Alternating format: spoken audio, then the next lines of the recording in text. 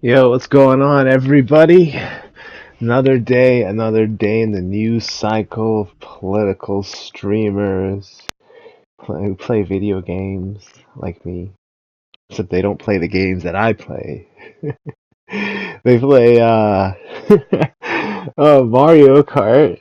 So before we get into it, the namesake of this title, I was watching the one, the only Dark Side Phil.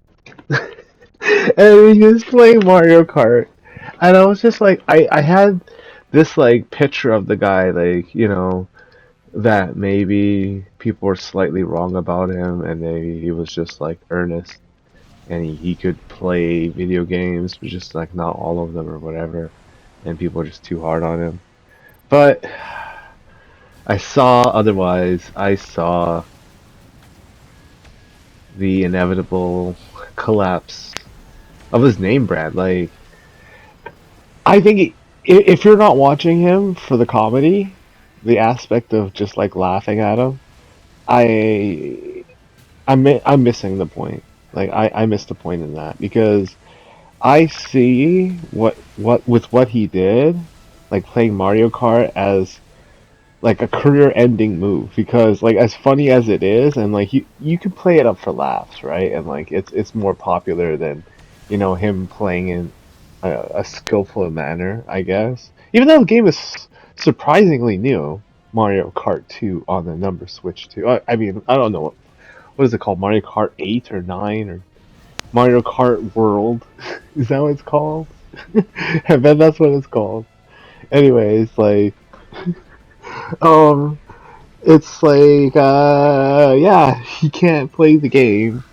And the craziest thing was I was also watching like another video, like I think it was either the Mighty D or Memology, the restream. Um, he was accusing like these people in his chat of like these outrageous things, and then he was just like cussing them out for like not donating or whatever, or just like something about him not hitting his stream goals. Like how like whenever I watch his stuff, like I said before, like it's kind of weird because you I lose like sense of like the time period of what like the video I'm watching it in because his mannerisms are so similar that this could have been a video of him like 5 maybe even 10 years ago, but like the fact that it's like the Switch 2 and the new Mario Kart game, like yeah, it's obviously like the newest thing, and like it's so comical, like seeing him get like comboed by like, because I think like the biggest issue with the game is like there's so many racers in like one like circuit or match or whatever, so you're up against like 20 plus people, I think. Oh man. So like you could get hit by like multiple people, like get hit by one shell or one power up or whatever, and it just combos into each other. And on top of his terrible, terrible driving, like he's driving into things. Like I don't know if he's doing it on purpose, and then like claiming this bullshit afterwards to like play it up for laughs and stuff. But like I think we're at the point where his career has ended in the sense that much like Ashton Hall versus Ice Show Speed, right? Like you do something that will portray you as being like almost a fraud in a way. Like, in the case of Ashton Hall losing to ISHO Speed, not just once too, like that is and it's something that like is about the fitness world, and I'm getting back into it. Like I bought like my birthday's tomorrow. I bought like 2 bottles of pre-workout. Yeah, I have no life, but like whatever, dude. I'm insecure. I can admit that much. But so like I'm trying to get back into it myself, and like you see a guy like Ashton Hall, and this is like indicative of like the title of this like video and all that stuff, is that we all want that shortcut in life that makes us like get where we want to go in life, I guess. But if we don't, then I don't know, right? Like it's kind of crazy too, because you do see his morning routine, and like one part of his morning routine is this extensive like running aspect, and to lose, wow, it's crazy too. Like I can only like fathom just how like exposing yourself like that must make you feel like insane. And speaking of insane, like on the topic of hypocrisy, we got the one, the nemesis of the great Aspen Gold. That's right. I'm talking about Hassan Piker, the guy who's been in my videos more than Sungrad at this point. I wonder what Sungrad's up to. Actually, I have to check on back on Sungrad because there's politics and stuff. And following up on my like whole Israel versus Iran thing, or basically Israel versus Hassan, because it's more or less like it's a militant group of Muslims who network around the world with each other, and they think that because they can operate and use the tactic of fear amongst each other, like, oh, you're a traitor, or oh, you're not really Muslim, or oh, this or that, and like, and just do whatever they want, and then like, say things, and like, purposely go on this like, hateful, rageful rant about people who, you know, well, let's be fair too. Like, Israel isn't just, the victim in this, affair between, the Palestinians and them. It's also one of those things where, historically speaking, if they're allowed to lose, I think the human race has failed, which is more or less likely why the United States has, like, very much, uh, I guess, suggested that they want to go to war, but they're giving, like, Iran the chance to surrender. And Iran's obviously being a dumbass because, much like Hassan, much like, members of the left wing, like, they are using other people and dragging this conflict out with them as, like, collateral. So it's like, okay, you can get to me, but you're gonna have to, like, shoot at these hostages first. Like, basically, like, terrorist tactics 101, right? Like, a bank heist gone wrong, or like, people trying to get a getaway and they have to, like, secure a vehicle or something. Like, yeah, they're gonna take hostages or some shit like that. And, these wars around the world with, like, people who call themselves the leaders of these countries, even very much so, the Prince of Persia, the Crown Prince, and I'll explain why. Because what he's saying is true. Like, yes, Iranian people should go out on the streets and protest their government. Except like, Iran isn't America. That's like the dumbest thing you can do, is to pretend like Iran is America. All right, like, I understand what he's saying is like, yeah, it's good, it's noble, it's this and that, and people will die because of it.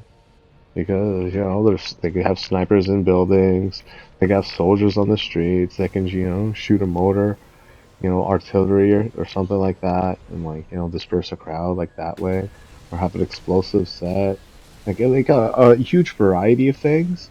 And to think that, like, a government that was backed by, the communist, Russian Federation isn't going to resort to those tactics is naive. Like, they're most likely, as with all Russian, communistic, agreeing countries, the alliance of any country with Russia is like, they're gonna send in their, special forces, and they're gonna help train, these armies. Not all of them, but a lot of them do get trained, right? Like I said before, like, I had a friend, he was Persian, and he said, yeah, They taught me how to assemble and disassemble an AK-47. And when he told me that, I wrote it off. I was just like, oh, whatever, dude. Oh, that's cool. I thought to myself, honestly, he's telling me this because he just wanted to, appear cool. He wanted to like look cool to me or something like that. But like looking back, what happens if he was telling me the truth, right? I mean, it's funny to look back and laugh at it because of like the severity of the situation now. But like even thinking back then, like it's one of those things that I didn't really take notice of at first, but now that we have like a large population of them in here in Canada, especially off on Yonge Street and shit. I'm not going to say like all of them are going to be jumping on the streets and like rioting and shit, but a lot of them are, dude. I still remember that during the periods on in like COVID and stuff when the Palestinians were like going down the streets with like their Palestinian flags and like they had their masks on and they were protesting the Israelis. Actually, I don't even know if that was the beginning. Like, I think this was actually before October 7th. This might have actually preluded it. Bad blood has been boiling in the Middle East against the Jewish people, and we got to discuss why. Like, because it's hypocrisy. Like, they say that they hate the Jewish people, this and that so much, and when you really think about it, like, they're so similar. And at one point, like, they say Afghanistan was like, kind of like Israel. It's kind of like, a resort, had like, girls, more liberal and more, you know, very like if you see the pictures, because it was taken in the 60s, it looked kind of almost like America in a way, if that makes sense. Like, classical um scenic, American, like it looked like classic California, if you will. And then like for it to so radically change because of religious fundamentalism and the weak men that, let's be fair, man. They can't they can't please a woman, they can't keep a woman, they can't have a woman. They have to buy a woman. And we share the world with like men like this, or air quotes, man. Like, it's one of the reasons why I hate masculinity, especially my own, so much, is that you embellish men like this, and you've been doing it your whole life, you know, obviously unintentionally, but just forming that, like, kind of weird,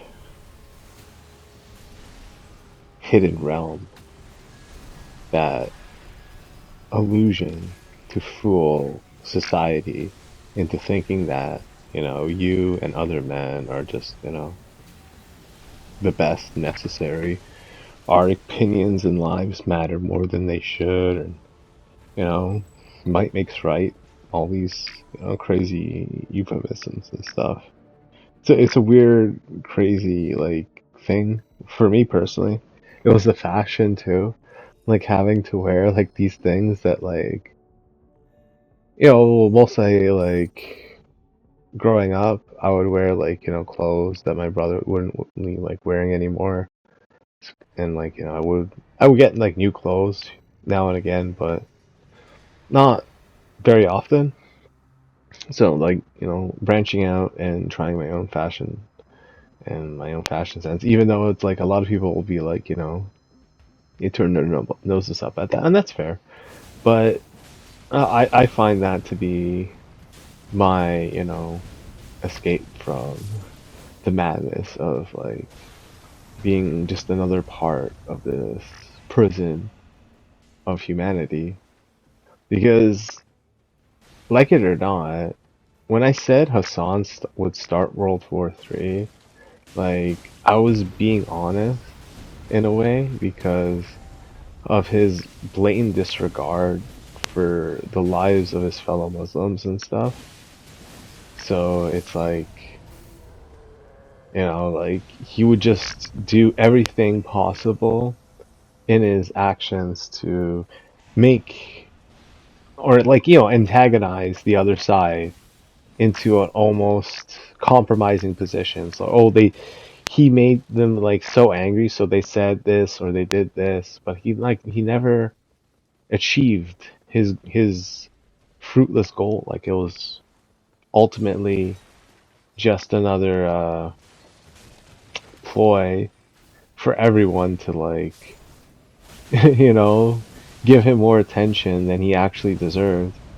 Because it's like if like let's take like the example of somebody coming into his chat, right? When the whole Iran versus Israel like that situation was, arising basically, like it just started. And some guy comes into his chat and says, "Oh yeah, Ethan Klein said that Iran should get nuked," like something like that, right? And then like obviously he's like baiting him and stuff. He's just like lying straight to his face. But like, and then like Hassan obviously responds like, "Yeah, of course he would say that. These guys are warmongers. These guys are bloodthirsty." And like when you think about what he says and how DSP talks to his chat and how like even like a lot of people, like especially incels, like they have this problem of hypocrisy. And the hypocrisy that they have is basically their identity at this point. Because like when you see DSP yelling at his chat, I can kind of see him like looking in the mirror and like I don't know, like he's like nodding out and like he can see himself like yelling at himself the same way he yells at his chat. It's it's like this surreal experience where like he has this subconscious, relapse in front of his like the whole crowd of people. Like the way he drives and like how he's talking to people, like how he's like he is the farthest thing from a person who plays video games I have ever seen in my entire life. And the reason why I say this is because like you know how people are bad at games sometimes because it's like oh they got it and it's like brand new and they like they got to get used to it or whatever and they like make a bunch of mistakes. No, this is way worse. This is like if you gave a game to a kid who's like never touched a video game console in their lives. Like that's how bad this like guy is playing. Like yeah, he understands the fundamentals of like holding the button down and then like he uses that to like accelerate and go fast. But he doesn't use braking. He crashes into cars and objects like so casually. It's like watching and it's not just the fact that he's so old that makes this so sad and pathetic. It's the fact that he went out and got a console specifically for this and possibly that other Donkey Kong game. Just for those two games. Just for those two games. Like